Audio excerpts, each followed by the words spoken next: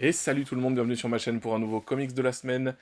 De retour sur du Ghost Machine cette semaine, comme promis la semaine dernière, puisque je suis faible, je suis une victime, et donc je n'ai pas eu la patience d'attendre la sortie française de Rocket Fellers de Peter J. Tomasi et Francis Manapoul. J'irai quand même sur la version française quand elle sortira, puisque François Hercouet a déjà annoncé que ça arrivera en France, on sait juste pas quand. J'irai dessus, j'achèterai la VF parce que, je l'ai déjà dit, je soutiens les sorties Ghost Machine chez Urban Comics, je veux que ça marche, ça le mérite. Donc, j'irai quand même sur la VF. Mais, encore une fois, j'ai pas eu la patience, j'avais envie de le lire maintenant, donc je suis allé sur le petit TPB VO, qui est ma foi d'ailleurs très sympathique, très joli. Et voilà, on va en parler aujourd'hui du coup, puisque je l'ai lu il y a peu. Et, bon spoil tout de suite, on est dans la lignée de ce qui se passe d'habitude quand je lis du Ghost Machine, j'ai adoré comme d'habitude. Mais je vais vous expliquer un petit peu pourquoi. Alors déjà, Rocket Fellers, qu'est-ce que ça raconte? Rocket Fellers, c'est l'histoire d'une famille, vous les voyez sur la couverture, c'est une famille de 7 personnages, il y a les deux grands-parents, les deux enfants et un chien, et on retrouve cette famille Rockefeller aux prises avec une étrange femme robotique qui les poursuit pour le compte d'une méga corporation qui s'appelle Chronex. On est au 25e siècle, au passage, et cette famille est donc poursuivie par ce personnage un peu étrange. Et on arrive du coup directement dans le récit par une grosse scène d'action, c'est très intense tout de suite. Et face au danger, cette famille est obligée de fuir Chronex, la méga corporation, en voyageant dans le temps. Ils passent du 25e siècle, de leur 25e siècle, au 21e siècle. Donc ils arrivent chez nous, et évidemment, leur but, ça va être de ne pas se faire repérer par Chronex et la fameuse chasseuse qui les piste, et de vivre une vie la plus discrète possible pour éviter de se faire repérer, et donc de devoir fuir à nouveau. Voilà, ça c'est le pitch de départ, on a les 6 premiers numéros dans ce TPB, donc on est sur une grosse intro, un premier arc, ça fonctionne très très bien. Moi, de toute façon, rapidement, Peter J. Tomasi, si vous le connaissez pas, moi je l'aime beaucoup. Enfin, je l'aime beaucoup. Il y a des choses qu'il a fait que j'aime vraiment beaucoup. Par exemple, son Batman et Robin, dans la période des New 52. Son run de Superman de Rebirth, moi je l'ai beaucoup aimé. J'ai aussi adoré sa série Super Sons. Donc moi je l'aime beaucoup et je trouve que justement sur son Superman, et sur son Super Sons aussi d'ailleurs, et même sur son Batman et Robin, ce qui fait la force de ces trois récits pour moi, c'est les relations familiales et amicales qu'il arrive à construire.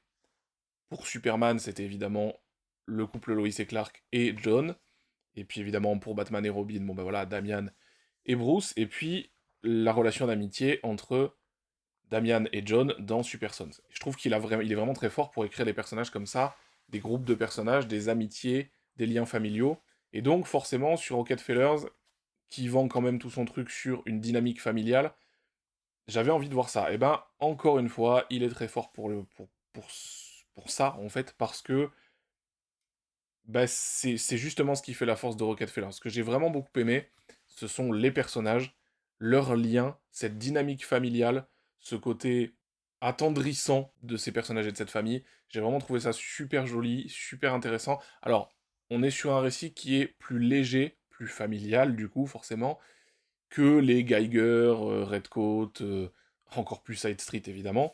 On n'est pas du tout sur la même ambiance que les autres. En même temps, ce que j'aime bien chez Ghost Machine, c'est que chacun des titres a sa propre ambiance, chacun des titres est assez unique. Là, encore une fois, c'est le cas.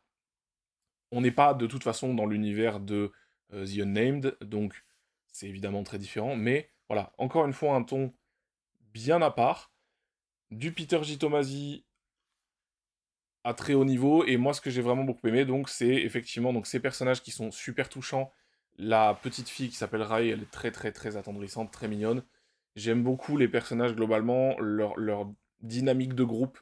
Il y a vraiment quelque chose qui s'installe très vite, ils sont très vite tous attachants, et ça fonctionne vachement bien. En plus, il y a vraiment une maîtrise de son rythme, de son ton, que ce soit des moments de drame, ou des moments d'humour, ou des moments vraiment centrés sur l'amour de cette famille, de ces personnages. Franchement, tout fonctionne super bien. Les moments d'action sont super aussi. On voit bien avec ces 6 premiers numéros qu'il y a pas mal de choses à aller fouiller sur les personnages. Chacun des personnages est vachement intéressant. Évidemment, alors, vous avez sans doute vu dans la miniature, j'ai mis les FF de Ghost Machine.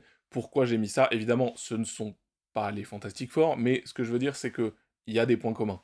Ne serait-ce que le cœur du récit. Le cœur du récit, c'est ce fameux lien, cette famille. Comme les Fantastic Four, la famille, c'est le thème principal. Et il y a des petits points communs. Le père ici est un génie de la technologie, les enfants ont des compétences particulières aussi, bref, il y a pas mal de petits points communs. Évidemment, c'est loin d'être les Fantastic Four, il y a des choses qui sont très différentes, mais il y a des points communs, donc ça me faisait marrer d'en parler, puis j'ai déjà vu cette comparaison un peu facile, donc j'avais envie d'en reparler, mais c'est vrai que, oui, il y a des points communs, et il y a de fortes chances, si on aime les Fantastic Four, qu'on accroche au moins un petit peu aux Rockefellers, ne serait-ce que pour le thème, encore une fois, de la dynamique familiale, qui est au cœur du récit. Donc voilà, ça c'était la petite digression, mais en tout cas, voilà, les personnages sont vachement intéressants. Le père, du coup, c'est des choses apparemment, en tout cas, il y a un gros mystère par rapport à Cronex, et c'est a priori centré sur lui. Ce côté génie de la technologie, on en apprendra peut-être un peu plus. Sa femme est vachement intrigante aussi, parce qu'elle a apparemment elle aussi des compétences particulières. J'en dis pas trop, parce que je veux pas spoiler, mais vraiment, chacun des personnages a son petit truc, cette petite étincelle qui fait que t'as envie d'aller chercher derrière, et t'as vraiment envie de lire la suite pour voir bah, qu'est-ce qu'il va raconter avec chacun de ces personnages. Donc du coup, vachement intéressant. Tomasi qui maîtrise vraiment bien son ton, son rythme, et puis, bah, globalement, vraiment, vraiment, vraiment très intrigué et très envie de voir la suite, quoi. C'est le mystère de cet antagoniste un peu étrange, le mystère de cette méga corporation qui veut quelque chose dont on sait pas grand-chose, justement. Donc non, vraiment très intéressant. En plus, il est appuyé par un Francis Manapoul qui est pas très loin d'être au sommet de son art. Je trouve que c'est parmi les meilleurs trucs qu'il a fait, comme à peu près tous les dessinateurs qui passent chez Ghost Machine, vous remarquerez, parce qu'ils ont le temps, parce qu'ils ont envie de faire ce qu'ils font, et parce que, ben, on le voit bien que chez Ghost Machine, ce sont des gens passionnés, en fait. C'est du creator own, c'est leur propre label, ils maîtrisent leur création, leurs personnages, et donc, bah, ils font ce qu'ils ont envie de faire. Et ça se ressent à la lecture sur chacune des séries que j'ai pu toucher de Ghost Machine, quoi. Et Rockefellers ne déroge pas à cette règle, encore une fois. C'est merveilleux, et Francis Manapoul, il est au top du top. Je vous mettrai des planches comme toutes les semaines dans la vidéo, j'en mettrai qui spoil pas trop, évidemment. Mais c'est sublime, les couleurs sont magnifiques aussi, tout est très beau. Alors je vous dirai pas qu'il y a des milliards d'idées de composition, de mise en page, tout ça, mais tout fait le taf, quoi. Tout fait le taf, tout est super joli, les persos sont extrêmement expressifs, les scènes d'action sont super lisibles. Non, vraiment, ça fonctionne extrêmement bien, quoi. Ça fonctionne extrêmement bien, et pour le coup, vraiment, on est sur quelque chose qui n'avait pas encore été fait en termes de ton chez Ghost Machine, comme je l'ai dit tout à l'heure. Donc ben voilà, encore une nouvelle corde à l'arc de Ghost Machine, encore quelque chose de d'intéressant, encore une série à suivre en fait. Encore une série à suivre, c'est fou. C'est fou. Donc évidemment, je vous l'ai dit, moi j'irai sur à peu près tout ce qui sortira chez Ghost Machine. En VF si ça sort, sinon j'irai sur les TPBVO. Là j'ai hésité à aller sur le Handbien Halo, qui est sorti plus ou moins en même temps. Je pense que ça ne saurait tarder, je pense que j'irai. J'en parlerai peut-être sur la chaîne, pareil, si j'aime bien. Ça me tente peut-être un peu moins sur le papier, mais je pense que ça va être très bien aussi. C'est aussi du Tomasi, donc bon, je m'inquiète pas trop. Donc ouais, vous l'aurez compris, encore un coup de cœur chez Ghost Machine, encore une très très bonne série. Là, on est quand même sur une grosse intro, donc je demande quand même, je reste un petit peu prudent sur l'histoire globale, mais ce que je dis juste, c'est que sur ces 6 premiers numéros, encore une fois, j'ai accroché directement avec les personnages, j'ai vraiment eu le feeling qu'il faut avec l'histoire, j'ai vraiment tout de suite été accroché au truc, et puis le mystère qu'il y a derrière est très accrocheur, quoi. C'est très accrocheur, c'est très touchant, c'est drôle parfois, c'est vraiment de l'aventure pure et dure. Des aventuriers, de la famille, oui, c'est effectivement un champ lexical qui correspond aussi assez bien au FF, mais en tout cas, voilà, vraiment, ça a sa propre identité, et ça fonctionne trop trop bien. Je l'ai déjà dit, mais je le redis, ça fonctionne trop trop bien. Voilà, donc vous l'aurez compris, j'ai adoré, et je pense que j'ai rien oublié, en tout cas, sur cette série, je pense pas. On verra si ça continue à être aussi bon, mais pour l'instant, c'est un super bon démarrage pour moi.